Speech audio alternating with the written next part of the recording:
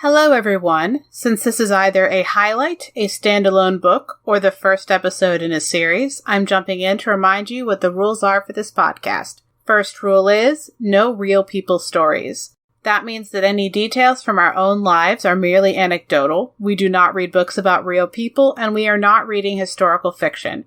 The second rule is that we are basing our analyses off of how the author treats characters and what they put them through. We are not judging the accuracy of the trauma, the accuracy of any actual conditions that may be portrayed, nor the authenticity of a character's reaction to that trauma or that particular condition. This podcast is for entertainment purposes only. The hosts are not trained professionals, and their opinions come solely from personal experience. In this episode, we discuss fictional depictions of trauma and violence that may not be suitable for all audiences. Please take care of yourselves. Specific content warnings for each episode can be found in the show notes. Events in the media are discussed in approximate order of escalation. This episode contains spoilers.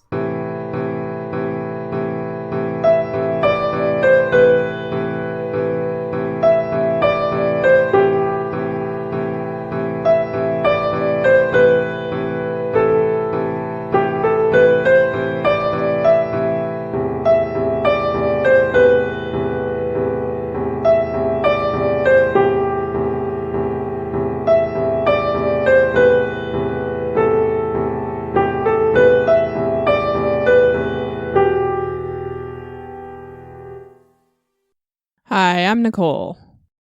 And I'm Robin, and this time on Books That Burn, we have a guest. Would you please introduce yourself? Hi, everyone. My name is Saint. I am an author of romantic fantasy fiction and gothic fiction, and I currently live in Boston with my partner and our spoiled Persian cat, and I'm super excited to be here today. Yeah, and you're, I was gonna say, you're also an author of A Dowry of Blood, which was a fun. Yeah, it's great. Thank you so much. I can see why you're doing this book with us. Yup. Yes, absolutely. And this book is Gideon the Ninth by Tamsyn Muir. All right, for our factions, we have Harrowhark Nonageesimus, Gideon Nav, and a bunch of other people. It's so many. So many.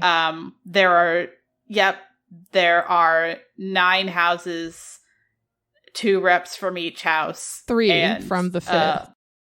Or from the 3rd, I'm sorry. At least 3 from the 3rd. Yeah, there's at least 2 people for each house, so it is a big cast where everybody has very interesting names. One of the most relevant to our current discussion, other than Harrowhark and Gideon, will be Dulcinea Septimus. All right. For our first topic, we have toxic relationship, specifically between Harrow and Gideon.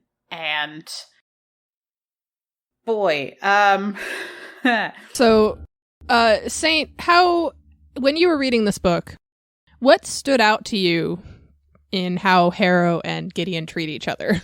It was so incredibly compelling to me. And I had heard a lot of scuttle about the dynamic between Harrow and Gideon. And I was like, okay, we'll see. But it really was incredibly compelling and fraught and full of angst and desire and all kinds of repressed emotions. And they just, when they're in the same room together, they just like simmer with this back and forth. They have this weird rapport that's just very, very tense. But they also have some very like wrenchingly intimate moments as well. And I thought that was just really well executed. But that's not to say that their relationship is in any way healthy or normative At all.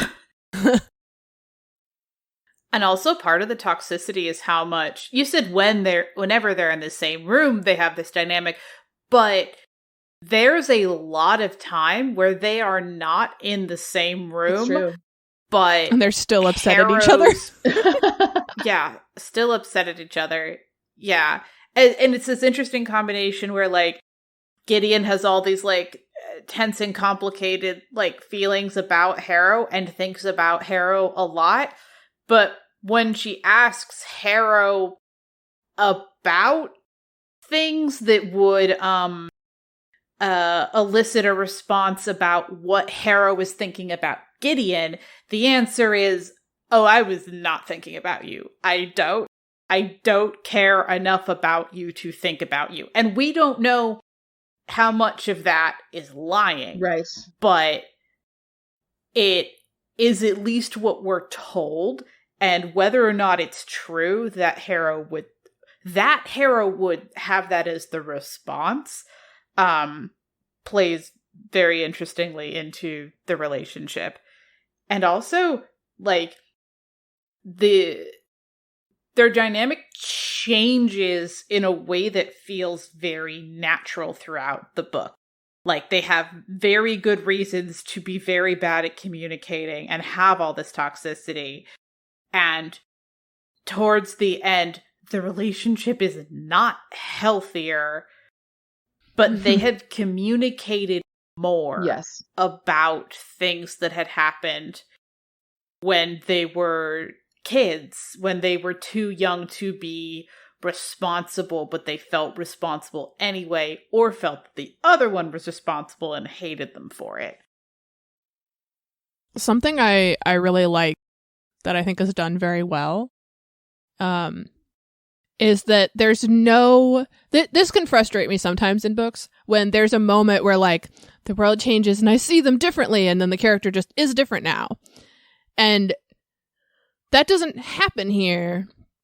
None of this, like, you know, like, it does feel kind of natural, that evolution, but you also see those moments where, like, something happened and Gideon is like, I could just yell, okay, all right, we're gonna be better than this, and, like, but there's an active intentional decision there, but it's not a switch that flips. You can see kind of Gideon's, like, automatic, like, this is how I respond in this situation, and then you can kind of see her think, like, no, actually, that's not going to help. And then it gets more and more automatic to be better to each other a little bit as the book goes on, which I appreciate that evolution. And, like, we'll talk about this when we start talking about in our final topic. We'll have, like, necromancy and cannibalism and things, but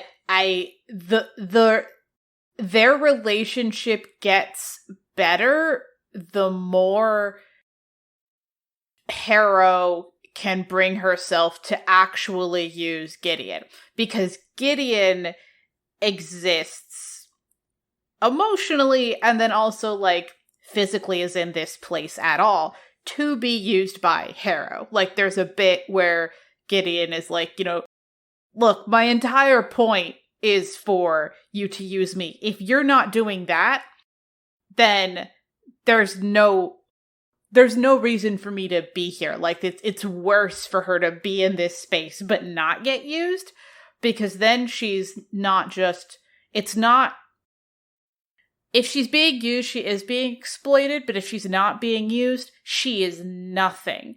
And for her, that's worse.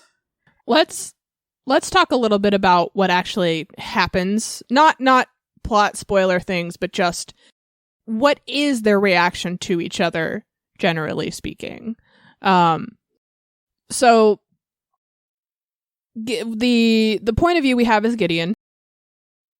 So we don't know as much of the motivations behind Harrow's actions, but we know kind of what they are. And we know that Gideon sees Harrow try to control them kind of a lot, physically moving, looking for stuff. Harrow tried to, didn't like that, thought that there might have been a possibility that they brought a weapon they're more comfortable with than the one they were told to bring, which is true. But then Gideon went through their stuff to try and find it. But we know that kind of thing has happened before, even if it hadn't told us prior in the text, because Gideon knows that Harrow is going to do that and took pretty serious precautions to keep them from finding things that they didn't want them to find. So there's kind of a history that we get a little bit of, like, why things happened later, We don't really get a real history of everything that has happened between them, but you can kind of, it lays out very, very clearly that, you know, Harrow coming in and trying to grab or take or rearrange or control Gideon and Gideon's things is already a reoccurring pattern, and Gideon having subversive ways to get around that is also a very ingrained pattern in the two of them. And also their ability to mess with each other's stuff is asymmetrical because Gideon can't put up bone warts. Right. On things. Like Gideon thinks a lot about thinks more than once about how nice it would be to go into Harrow's closet and sew all of their shirt sleeves shut. And I'm like, wow, that is a crafty prank. That I'm like, okay, that's interesting. It's very specific, but like, you know, very minor spoiler. Gideon doesn't get to do that because Harrow has her stuff warded, and by the time she doesn't have her stuff warded, Gideon no longer wants to do that. Or is no longer considering giving into the impulse, at least. Yes. Yeah. Yeah, like Harrow doesn't want to, I got the vibe that Harrow didn't want, like, needing to use someone implied that she wasn't strong enough to do it herself. Mm-hmm. And that is literally true, but she has the mental baggage of, and that's bad, I should be able to do all of it myself. Like, she, early on, she, you know, Gideon finds her repeatedly having drained herself and, you know, is huddled in like a protective shell of bone. And she's kind of like, you know, no, leave me down here. I can totally recover and keep doing the extremely draining thing mentally and physically that I'm doing over and over. Just leave me alone in my bone shell. It'll be fine. And Gideon is like, leave me alone to die.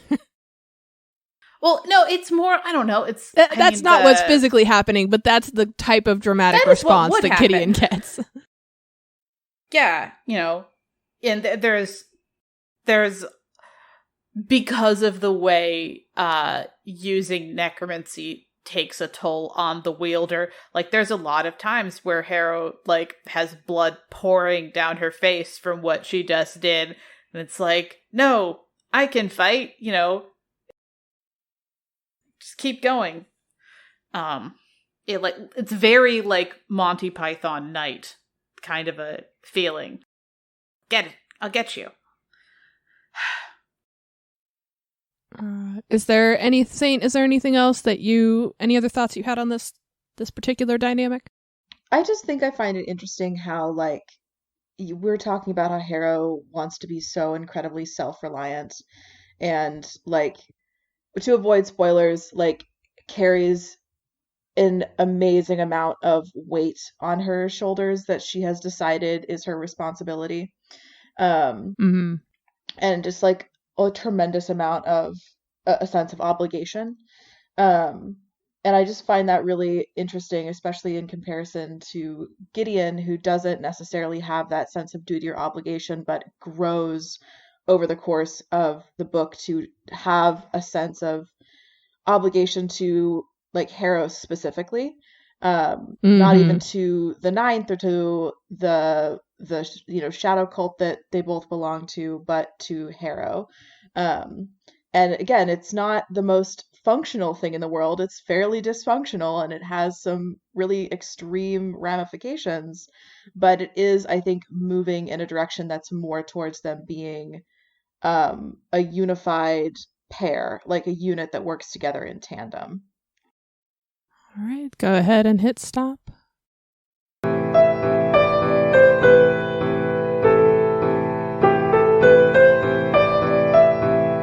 On to our next topic, which is suicide. We have a helpline number in the show notes if you need that. But we're going to talk about this topic I mean, a lot in this section, and then possibly even a little bit in the next one. We'll see. Because at this point, also this will get into end of book spoilers and major mid book spoilers. So if you don't want all of that spoiled, please feel free to head straight to the wrap up. But for everyone who's staying, okay, so we've got some backstory. We've got people who don't necessarily feel like they want to be alive, and they're doing a bunch of magic before that happens. And then also at least one like major suicide during the book. And, you know, because we have a whole bunch of people with swords whose purpose is to give their lives to protect other people. We have a lot of, well, that technically wasn't suicide, but they knew that they were not going to make it out of that fight. Right. So let's start with the parents and Cavalier when Harrow was very young. Let's talk about that. So this is we should preface with, there are circumstances that are spoilers around Harrow's birth. And Harrow discovered what those were, and also, or no, Harrow was told what they were, but then Harrow decided to go into the locked tomb that no one is supposed to enter. And when she came back out alive, her parents' reaction was, well, time to die.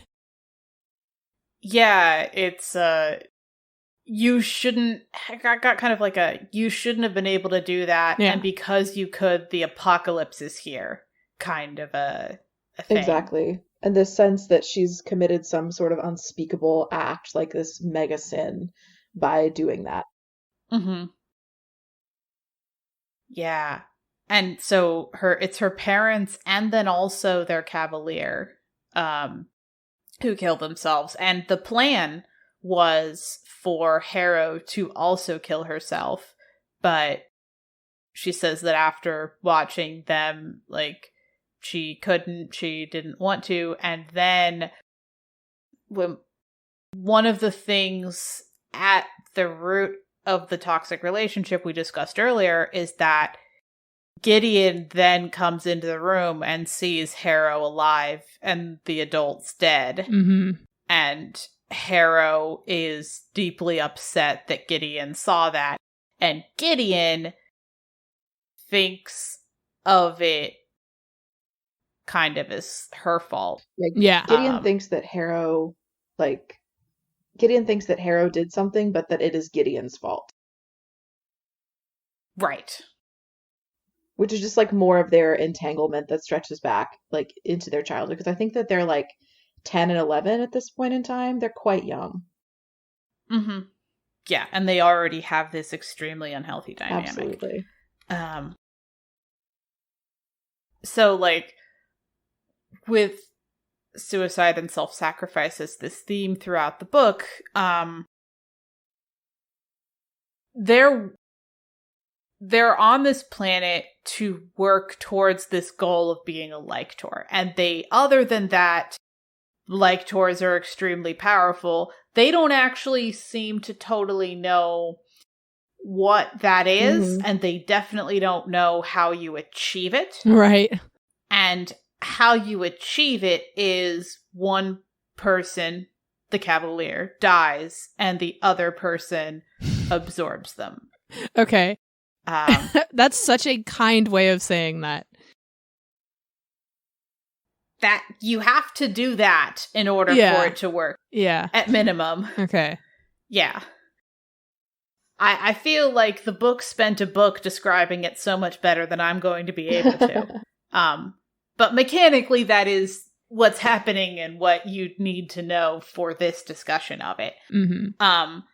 So basically, the dynamic in the book ends up being that you have like all these people who start finding out that they either have to die or they have to watch someone they care about and are very emotionally, and like in one case, it's a married couple. Yeah. They're very tied to, they'll have to die and then also be in each other's heads forever, which means that they'll be dead and the survivor won't get to move on. And depending on which pair, that either sounds totally fine to them, is a last-ditch resort that they hope they don't actually have to do, or it's a thing they do not want, or they're one of the unlucky groups that get killed before this revelation happens, because there's also a murderer on the loose.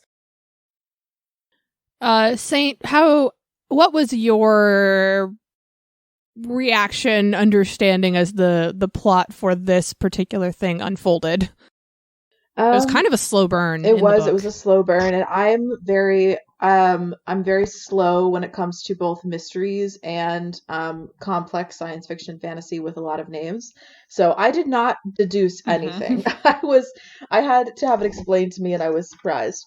I was just like very much like, wow, that's really heavy. Like, that's really dark. I think was my immediate reaction. I did find it like it seems like this essential puzzle piece that slots into place when you figure it out, and you're like, oh, of course it would have to be this way. Which is, I think, the genius of the author in that regard. But it is like a very heavy revelation. I kind of like took a step back from the book and I was like, whoa. Yeah. No, the first time that I read this, I definitely got to the end and I was like, wait, what happened? Yeah. And the ending is a sucker punch for sure. Yes. Yeah. I also really enjoyed how much of a puzzle it was for the characters. Absolutely. Because the whole book is building up to this moment, and it's very clear for the characters and for the readers on a second read through to kind of see like where each of the tests that they were given were going. And I thought it was very well built up, very well done. Oh, it was absolutely very well executed, for sure. And it ensures that the stakes rising, like both emotionally, both internal and external stakes, just keep getting ratcheted up further and further as the book goes on, which is part of the genius of it. Also, like, so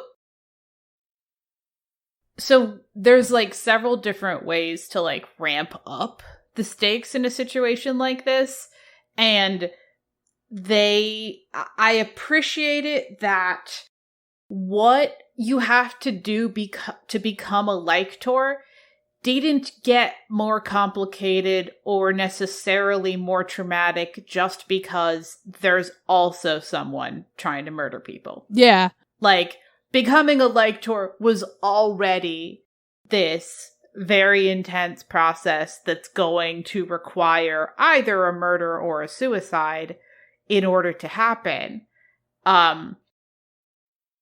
And that those stakes are not there's no point in which if they had solved the puzzles faster, that wouldn't have been the end game. Right. They would just have found out sooner that was the end game. I also love how much the puzzles are just training for what happens after the murder. And that one of the people is like, oh yeah, I didn't need the instruction manual you all got at the end. I just did all the puzzles and now I know how to do the thing.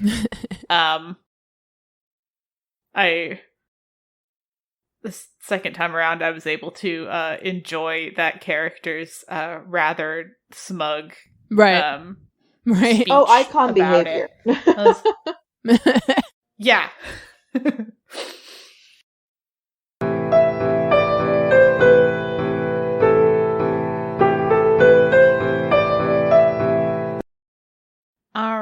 our final topic is cannibalism. This will have heavy overlaps with self-harm and murder, and probably a little bit more of a discussion of suicide. We'll see. So just letting you know, if you skip the last section, you'll probably also want to skip this one.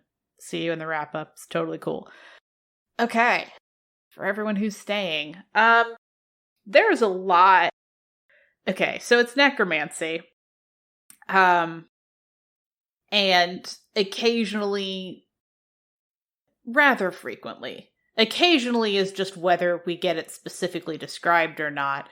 This will involve ingesting blood or bone or, like, other things that aren't necessarily described.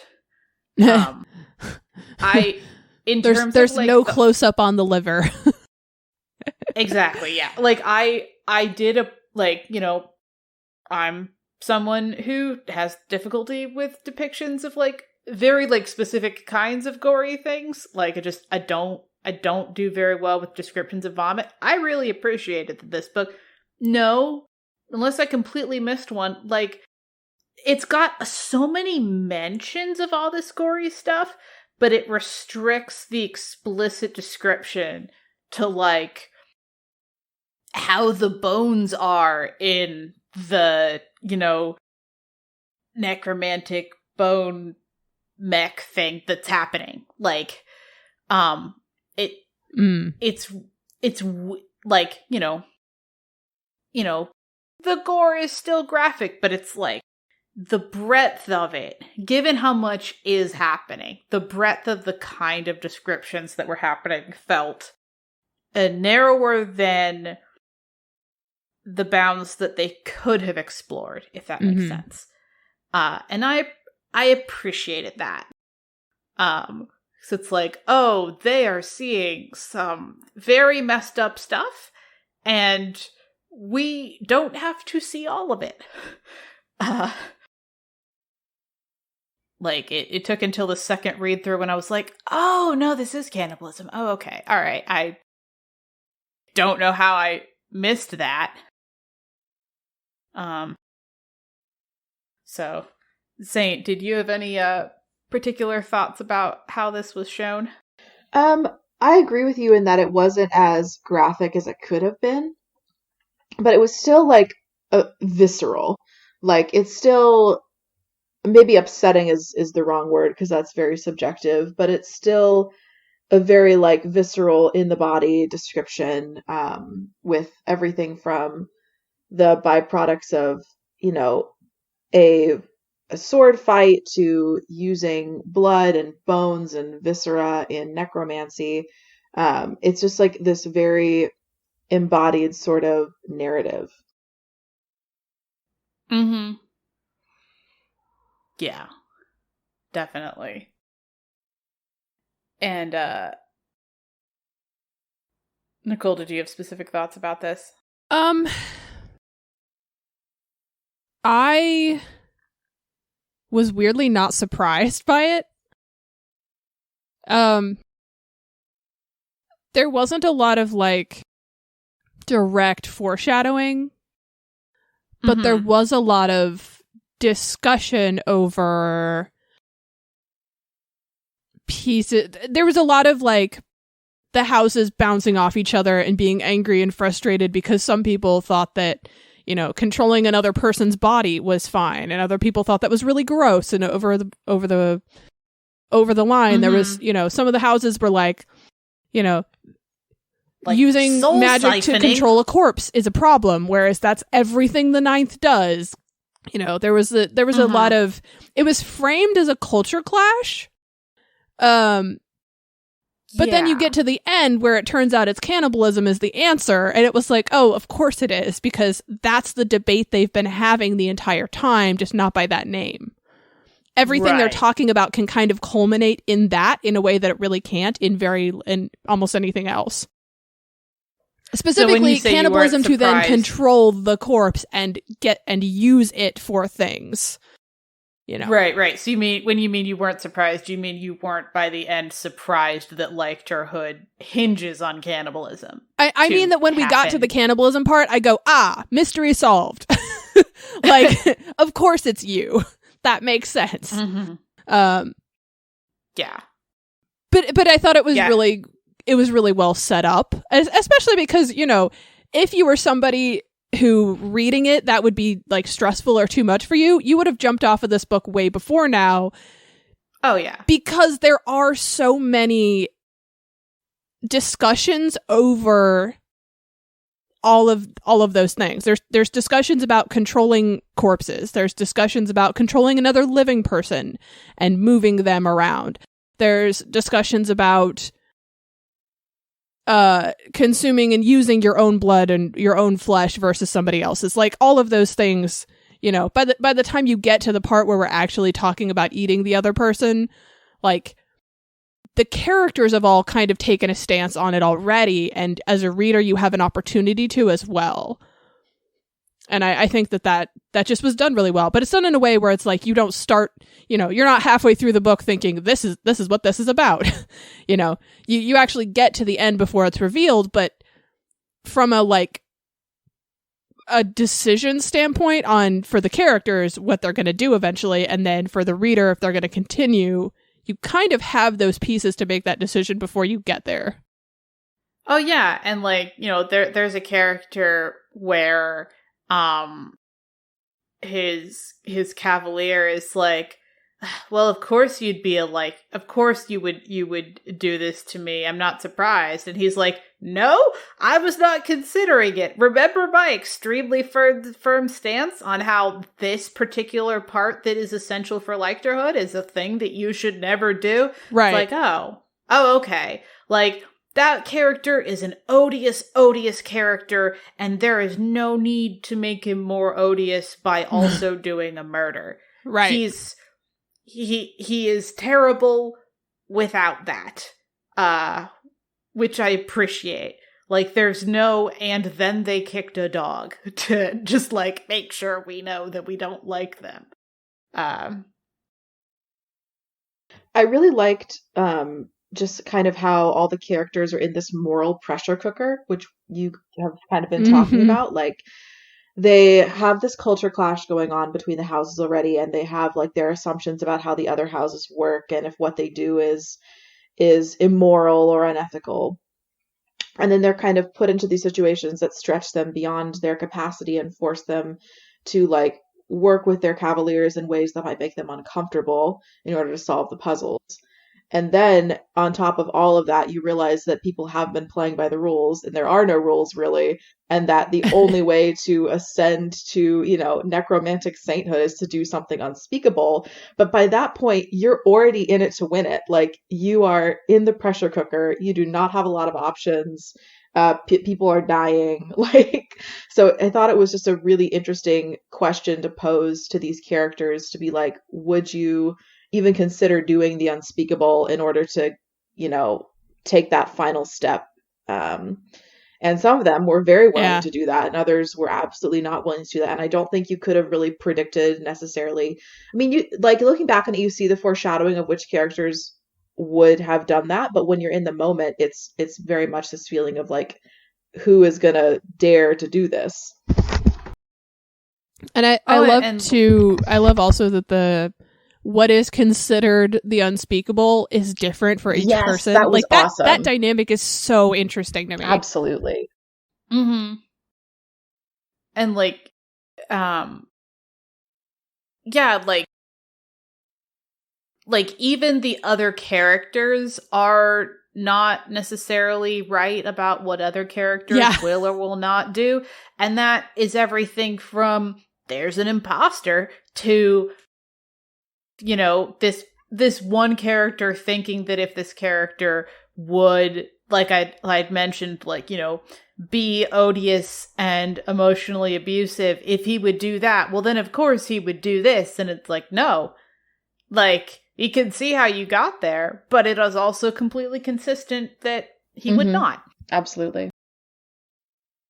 And I really, really love the descriptions of all, like, the skeletons and the constructs and the non-skeletal constructs, and, like, finding out the you know that they are surrounded by death and the dead. And then towards the end, you find out how super duper extra they're surrounded by death and the dead in ways that weren't immediately obvious. Yeah.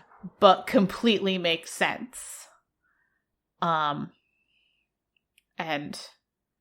I did definitely like that kind of a thing at the end.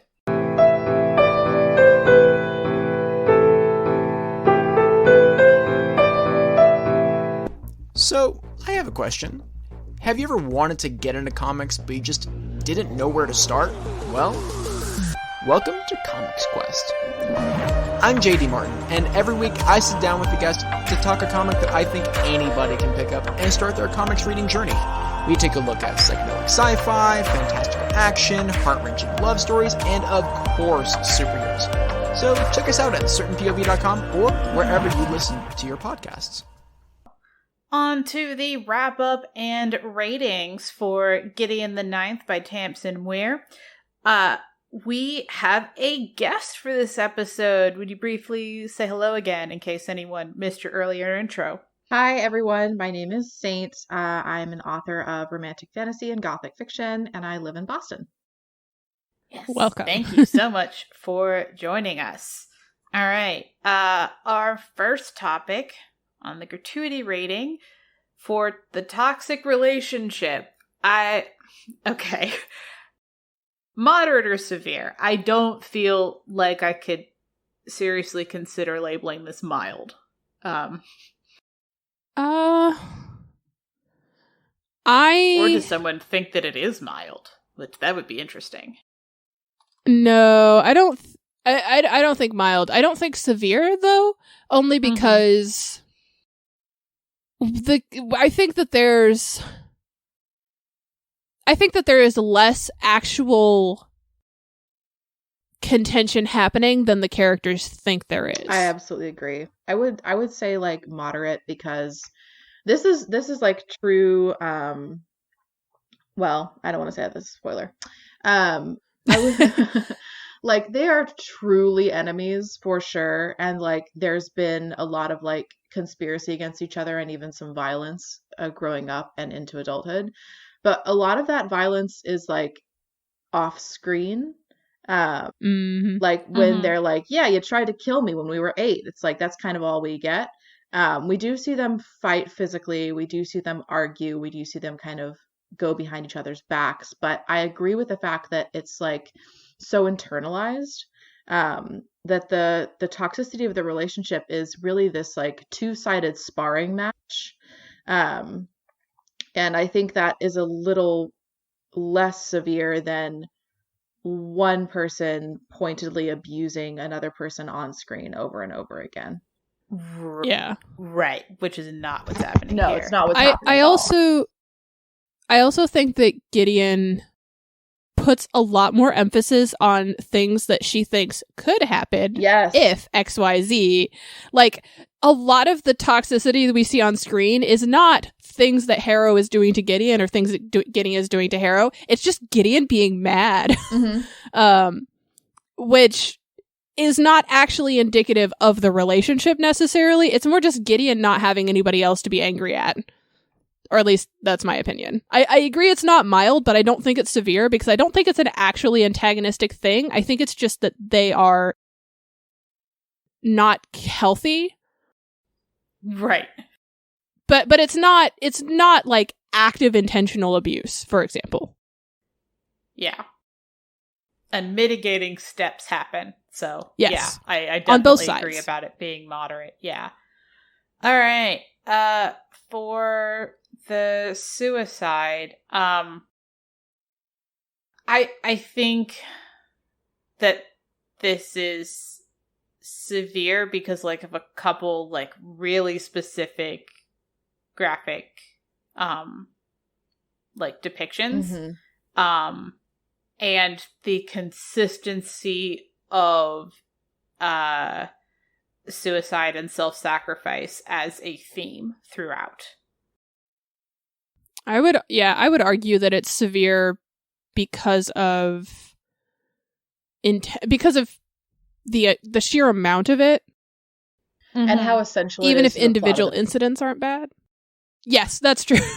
That's true. It kind of is. It is the plot in general. Yeah. All right. And then similar reasoning for cannibalism. I think that is. I think if we tried to label it as anything less than severe, it would be because we start getting into arguments about whether a particular instance of using human stuff for things technically counts. And if that's our argument, I feel like it's severe.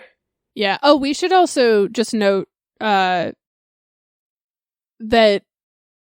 none of these, even the severe ones, don't. That we should really quick clarify why they are severe and not torture porn.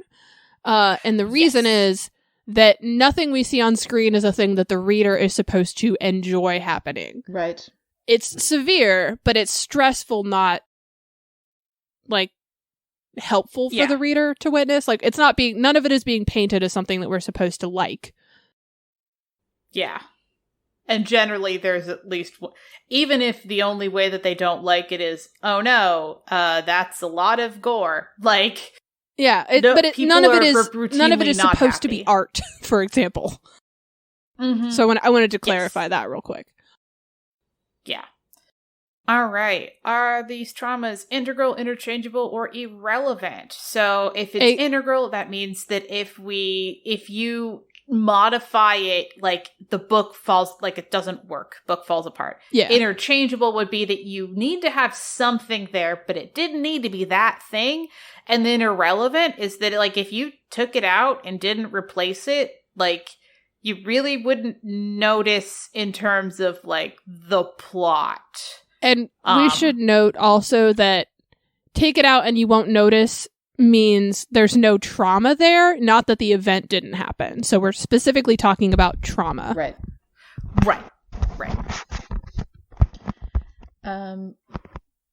Are we talking about... So for the toxic relationship, we'll talk about them each individually. Okay, yeah. So for the toxic relationship, okay, it's definitely, I don't think there would be any good argument for it being irrelevant.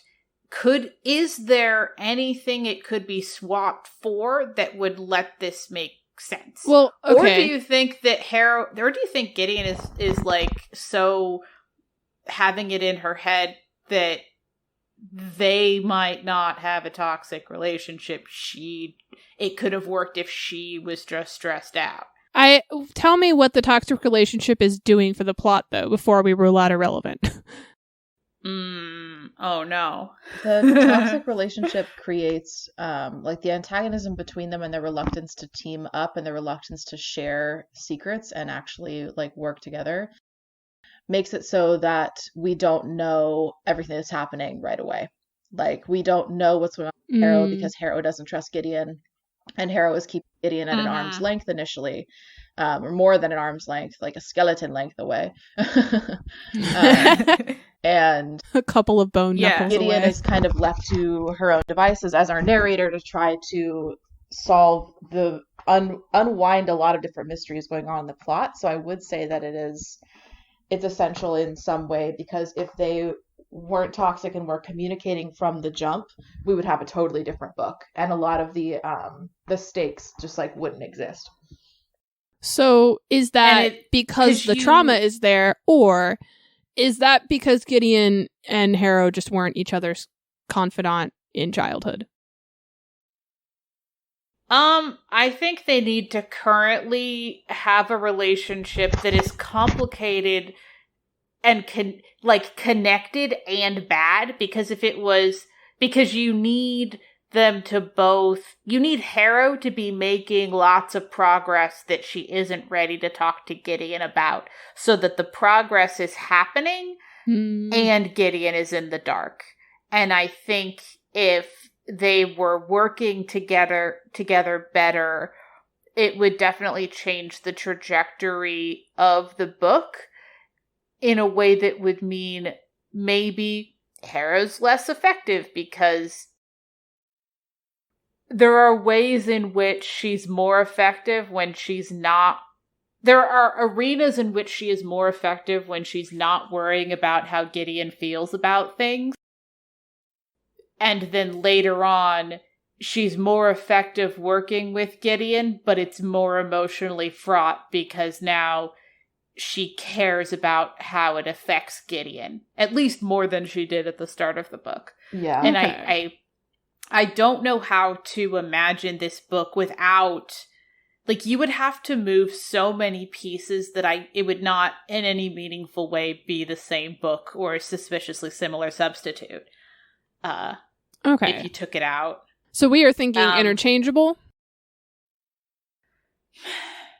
The lowest I would go is to interchangeable, but I don't have a good swap for what it would be. Like, you know, I mean, having it be toxic friendship instead of toxic relationship to me isn't a meaningful change in this instance because I consider both to be happening. It could also just be a difference in hierarchy. Like, that could literally just be it. You don't need to know, and then they finally have to break through until no, seriously, I need to know. Okay, yeah, no, you that just is don't have a point. right to know because you're not the necromancer. Literally, like, it could just be that. Okay, you've persuaded me on interchangeable. Okay. Yeah, I'm gonna go with that as well. Okay. Right. Suicide.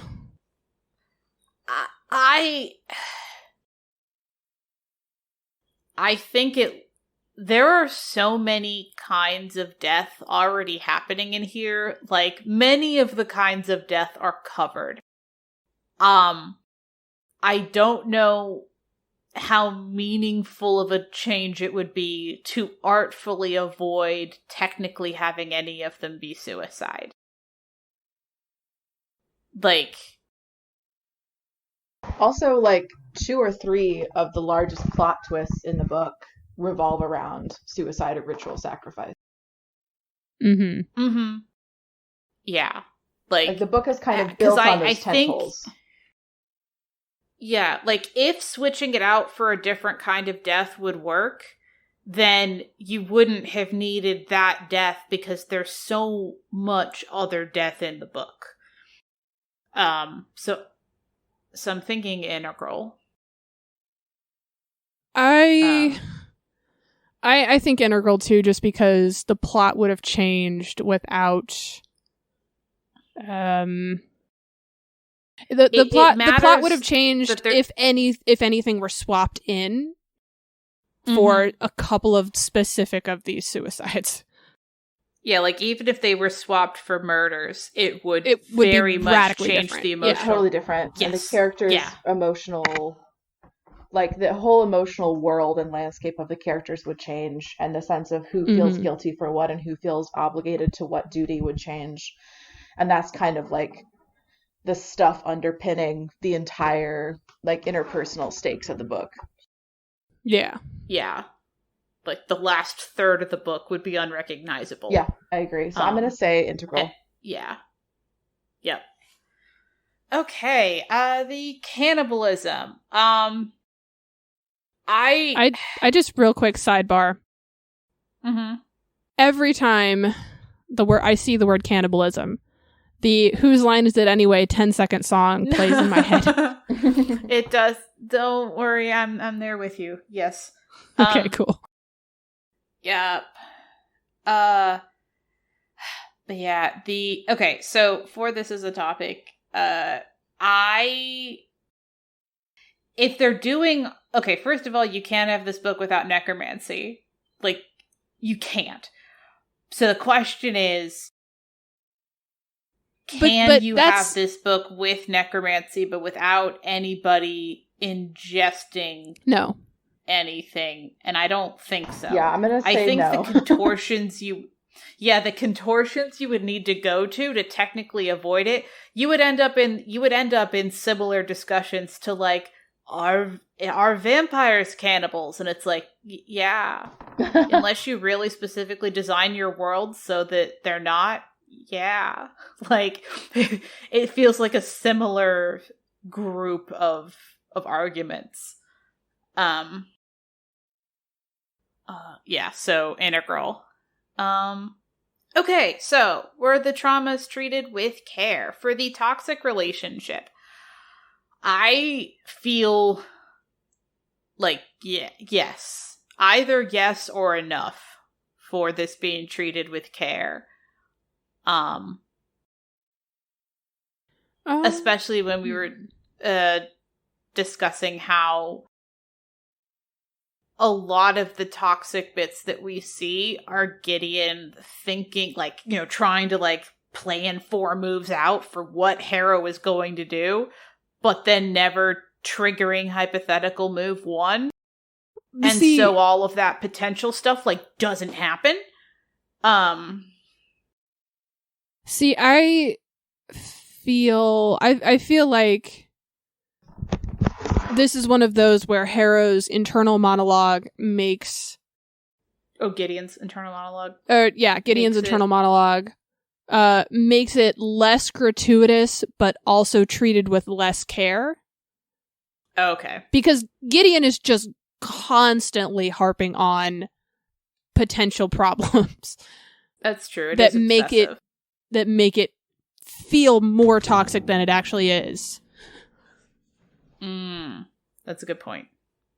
That's my argument. I'm not saying that makes it not treated with care. I'm just saying that I don't think it's just treated with care, because I think Gideon obsessing over it puts it more up there. If you're somebody who is going to be at all affected by this, I think Gideon obsessing over it makes that worse. What do you think, Saint? I'm kind of torn on this one. I think something that helps, that makes it feel like it's handled with more care for me, is the fact that Gideon and Harrow are kind of evenly matched. Like, Gideon is kind of beholden to Harrow as Harrow's cavalier. And there's that sense of, like, you do what the necromancer says and everything. But it doesn't feel like one of them is constantly, and correct me if I'm wrong, it doesn't feel like one of them is constantly exerting, like, power and influence and manipulation over the other. It just kind of feels like they're both sniping at each other constantly. And I feel like they could both do damage to each other in a way that doesn't excuse the toxicity, like doesn't make it not toxic. You can still hurt someone who has the capacity to hurt you, but it's not like, one of them is trapped in a one-way situation of toxicity with another person. And I do think a lot of it is in Gideon's head, because, like, they're constantly going at each other and telling each other, like, I hope you choke and die. That's true. Right. Yeah. But it's not all in Gideon's head, but Gideon just but Gideon's obsession thinks about it a lot. Just, like, focusing in on it, because Gideon is kind of fixated on Harrow for a variety of reasons. I think does, for me at least, it does help a little bit, if that makes sense. Yeah. So, not a yes. Do we think maybe enough? I think it might be one of those where your mileage may vary, but also, this is the kind of book this is. Exactly. So, right. I think it's enough with the understanding that this is a book about... Right. A lot. Like, this is a book about a lot of very heavy things, including a toxic relationship, toxic friendship. Is a little more meta. This is a little bit more about, like, audience response and reaction. But in my experience, we are here for that. I don't think you can avoid getting recommended this book without one of the features of the book, whether it's like a selling feature or a warning, being like, and there's this bonkers, obsessive, toxic, gay relationship, and you gotta read it. Like, it's such a foundation of the work, I feel like, in terms of character work and character dynamics, that I feel like you will have fair warning going into this. And maybe not everyone has experienced that, but, like, I feel like I heard as much about that as I heard about gay necromancers in space. Yeah. And also, it's not like it sneaks up on you a little bit in. Like, you'll know in a chapter if this is not the kind of toxic relationship you're okay reading about. It's very upfront. It's very consistent in a way that it even isn't for the other topics. I agree. Like, you can get pretty far in before dealing with the other two, but this is like immediate. It's like, so literally, it is chapter 1 and 5. I am trying to leave. Yeah. Page 5. So enough, but also your mileage may vary. So if you start this book and go, wow, that's a lot, maybe read something else. Then maybe it's not for you. Yeah. Which is fine. I would agree with that. All right. Suicide. For the suicide, it is, for most of the time, low on explicit descriptions. And when it's not, it is in the context of a lot of other kinds of death. I feel like, because when you're dealing with this topic, because like it is very like socially fraught and psychologically fraught, when it's the only death that's happening, that can feel often like that's less care and like it's more stressful to deal with. Here, it is part of a buffet of ways that people can get messed up and or die. I don't know which direction that puts it in care. I just noticed it as a different way of treating it. Yeah. Saint, you go first, and then I have a thought. This is the one that I'm the most torn on, so you go ahead and go first, and I'm going to continue to, like, marinate over some things. Okay. I think that this book treats suicide as a positive benefit because you deserve it. Not in a way that means, like, you deserve to die, but in a way that means, like, you deserve to have the right to decide when it's over for anybody you feel like, including yourself. And I'm wording that very specifically because this book condones murder if it helps you to leave, I guess. Right. Yeah, so it's... And I think it goes as far as to make not suicidal ideation, but the concept of the concept of suicide being something that is it's seen as an incredibly positive thing. Like, as long as your bones continue to be around to be useful. Right, like, this is a group of people whose impulse after a murder is to try and raise the murdered people. I mean, but even, Harrow's parents suicided because they thought they had failed, and instead of even trying to see what the actual reality was, they just said, well, time to go, and, like, we're gonna take our kid with us, too. And, like, there's, I don't want to talk about anything later in the book, but, like, there's an ending thing where suicide is your job, arguably your goal at a certain point. Yeah. And I think that pushes it from, I think that pushes it either into not enough or just no, because I think the way that it's handled in the book pushes it as a positive. In a way that if that is going to affect you is going to be a problem. Yeah, okay. I'm going to, having heard your description of that, I'm going to say no. Right. Just no.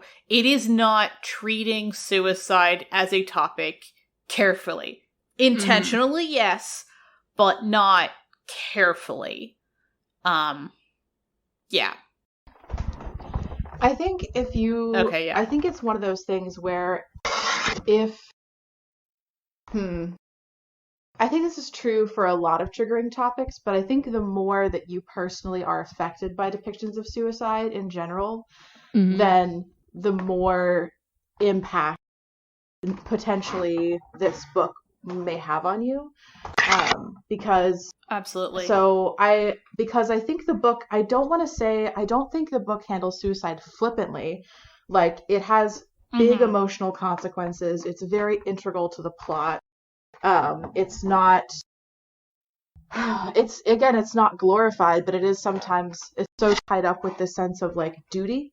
Like, it is your duty to do this thing, you know, it is, you've been born to do this thing, which could be really triggering for some people who maybe identify with that sense of, I'm only as good as what I've, you know, my duty to my community, my family, Right. whatever. But yeah, I think that I think where I really come down on this is more tied to what we talked about with it being integral to the plot. Like, I just can't imagine this book getting around that in any way or existing without those plot lines of like ritual sacrifice. So it makes it kind of hard for me to make a determination on was this handled with care or not, because the world is so different.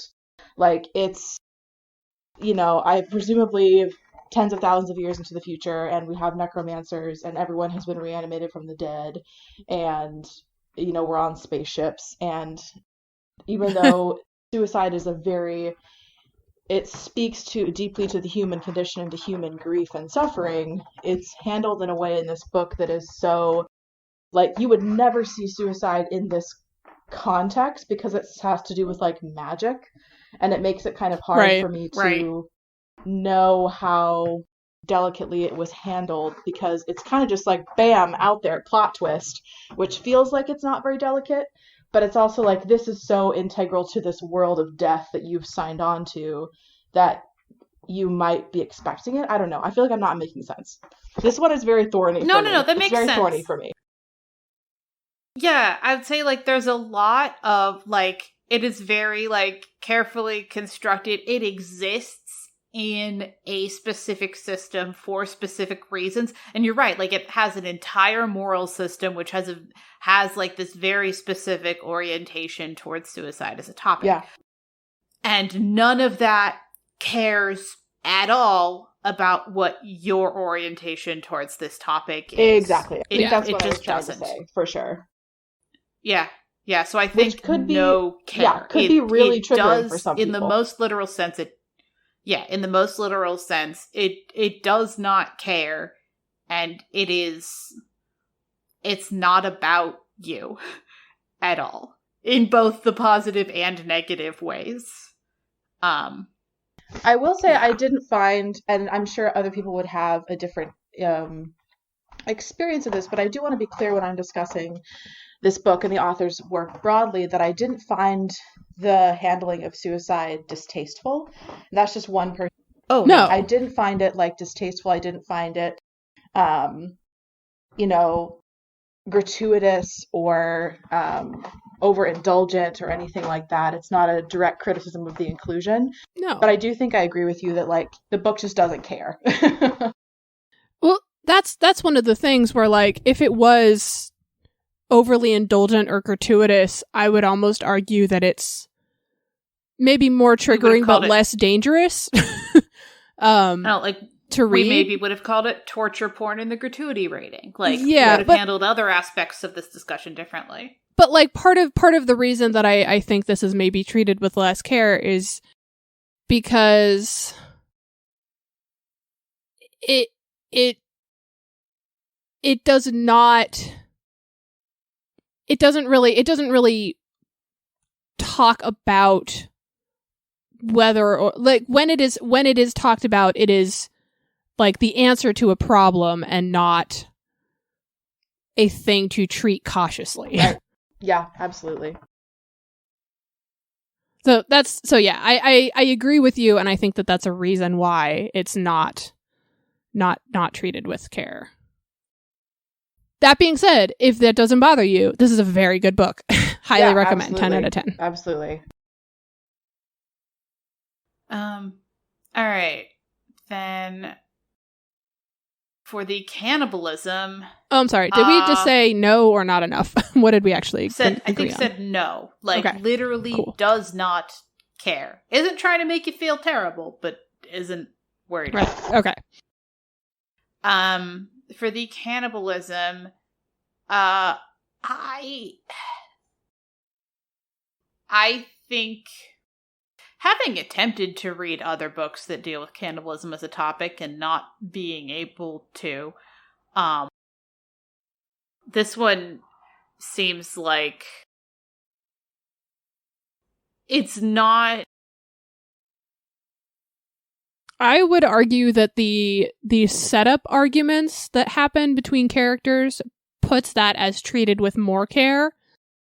Yeah. I agree. We have characters we see actively grapple with it on screen, but not while they are being eaten. Right. Yeah, they're discussing this topic's place in their moral universe, and they don't all have the same perspective. And also, it ends with somebody refusing. Right. Yeah, it's not like everybody gets talked around. I hope that's not too much of a spoiler. Something. There is a person who says, no, I won't do this. Yeah. Yeah. I think, too, because... But I think also that it's... Go ahead. I was going to say, I think it's also, like, it's less... It's more the concept of it, and we don't really have, like, a super graphic depiction. We don't have, it's not pushed on the reader as this is the answer. Like, that's not how that is handled. Yeah, this was one where, like, I knew it was necromancy, and it took until for my second read from be like, oh yeah, it is also cannibalism. Yeah. Like, there's a lot of associated secondary topics that may or may not be what you want, but, like, the actual cannibalism, I think, is handled with care. I agree, and I think this is not trying to be a cannibal story or a cannibal book. I think I'm going to say... What were you saying, Saint? I think I'm going to say it was handled with care because of what we were discussing about how the characters grapple with it, and there's a lot of discussions about the morality of, like, different versions of cannibalism, basically, and whether or not someone is willing to do that and to what end. But we also see, like, the consequences of it, whether that's, suffering or more power or grief or someone in a lot of pain. Like, it isn't just like cool, fun, cannibal superpowers, like there's, I feel like we see the actual consequences of doing that. And, like, whether you're siphoning someone's soul or, like, consuming someone's essence or blood, we actually see what that does to people. Yes. That's a good point. So I'm going to say it was handled with care. Yeah. Okay, for the moral directionality, I feel like this is one of my favorite examples of a book where it's tangled. Mm-hmm. They have actual specific discussions about how they all have different perspectives. Like, and even to, like, even down to something as simple as all but one of the planets follow one religion with one liturgy, and then the ninth one has a different one. And, like, it starts there and then gets more complicated and diverging, and people might be swayed slightly, but each person has their own individual moral journey, and we get a lot of those in some significant detail. Yes. I agree. I totally agree with that. Yeah. All right, the point of view for the trauma and aftermath. Okay, so here's where it's going to be a little tricky. For 99.9% of the book, it is Gideon. Then there is some very specific aftermath where it is somebody else, and I feel like, is it a spoiler to discuss who that is? Yes. It's Gideon the entire time while Gideon is able to be the narrator. Yep. There's a couple of things that take Gideon out of that possibility. Yeah, for sure. Yep. All right. For the trope spotter, the ninth planet with the locked tomb. No, those aren't the tropes. That's just in the book. Is a childless dystopia. Gideon and Harrow are the only kids there. They're the only kids of their generation, and I don't think we really meet any we meet one other person who's like maybe a couple years younger than them or something. He's either a couple years younger or at least 20 years older. And they are both adults. They are both 18, I believe. Yeah. So they're not even, this is not even they are still children. Yeah. Right. They have, yeah. Whether 18 is the age of majority for their planet, in terms of the trope, yeah, it's a childless dystopia. No kids around. All right. What was everyone's favorite non-traumatic thing about the book? Hopefully you have one.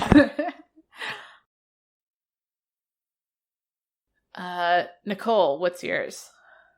I am a huge fan of the different cultures, necromantic cultures in the different houses. And I really like, I'm not going to say what it is, but I really like the lore of why they are what they are. Mm-hmm. Mm-hmm. And I will go ahead and say this, because I did like this book enough that I got book 2 from the library. I still have it out. I'm about nice. 2/3 of the way through it. It makes sense. And it also explains like why they have such a why they kind of all have a like, I am the best one, I am the only correct one kind of an attitude. Yeah. I really like Harrow. Mm-hmm. Just in general, like, you know, with some caveats. But obviously, I can't remember the last time. I can't remember the last time a character like grabbed me right when they walked onto the page. And I loved Harrow's first scene with Gideon. I just found her super compelling. I just love her just like bleak determination and obsession, and how she's kind of like this force of nature, but also kind of delicate in certain ways. And I like that she's kind of an emotional crucible that we get to wander through and unpack as we get to know her more. So mine is definitely like a character. I think that I just found her super compelling, and I was really interested in reading more because, partially because she was in the book. All right. Now that I'm able to actually keep track of the character names and understand the naming system, really I should have read the character list that is very helpfully in the start of the book. I should have read it on my first read through. I did not. That would have helped. I really, really like the character naming system. It's really cool. Yeah, it's really cool. Once you know that that's what's happening, it makes it much easier to at least know what house everyone is from. Because their last names indicate their house. They're either like literally based on the number or in some way close enough to it that it's easy to figure out. And, you know, since I have trouble keeping track of characters' names, this made my second read through go much better. Good. Now that I was keeping track of that. But yeah, so Saint, do you have anything you'd like to plug? Sure. I have most of my information listed on my website, which is stgibson.com. I didn't mention before, but I also work as a literary agent. So if you're interested in querying me, you can find a manuscript wish list there. And then if you want to follow me on socials, I am on Twitter at S_T_Gibson. I'm on Instagram at STGibsonAuthor. Excellent. And don't you also have a book? Oh, I do. I should probably mention that. So I wrote a queer reimagining of the story of Dracula's Brides. It's a story of obsession, abuse, and emancipation. It is a love story, even though it kind of winds through some dark places. And that is currently available through all retailers in ebook, and Orbit, my new publisher, is doing a big sexy hardcover release in October. So if you want a beautiful hardcover, you can pre-order that wherever you like to order your books, and it comes out on October the 4th in time for spooky season. Nice. Excellent. And so if you're listening to this later than October 4th, 2022, you should be able to get that somewhere. So, yeah. And, I actually had originally read it as an advance copy, and I need to do a reread of it. I didn't know that. So, Yeah, that's how I found you, actually, is, that I read the advanced copy of A Dowry of Blood. You were there when the Deep Magic was written. Yeah. Yeah, well, though, like, I know enough about ARCs to know that that's after it was written, and then a bunch of people looked over it, and then more people looked over it, and then I got to be one of the people who looks at it, and then it got published. Yes, exactly. Well, I'm glad you enjoyed it. Yeah, thank you. So we'll have the links to your stuff in the show notes, and thank you so much for joining us. Thank you. It's my pleasure. Everyone will... Yeah. So, all right, and we'll catch you in a fortnight.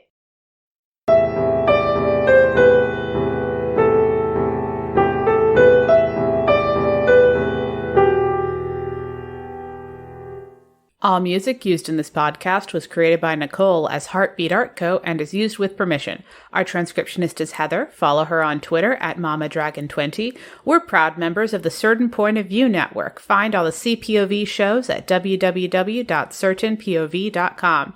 You can contact us on Twitter at BooksThatBurn or by email at booksthatburn@yahoo.com. Please consider leaving us a tip at ko-fi.com/booksthatburn or becoming a monthly supporter on patreon.com/booksthatburn. All patrons get access to our upcoming book list, bonus content, including the second half of all interviews, and will receive a one-time shout-out. To get updates on our written reviews, recent episodes, and newly completed transcripts, subscribe to our fortnightly newsletter at buttondown.email/booksthatburn. You can find us on Apple Podcasts, Pandora, Spotify, or wherever you get your podcasts. Please leave us a review wherever you're listening. This helps people to find the show. Thanks for listening. We'll be back in 2 weeks.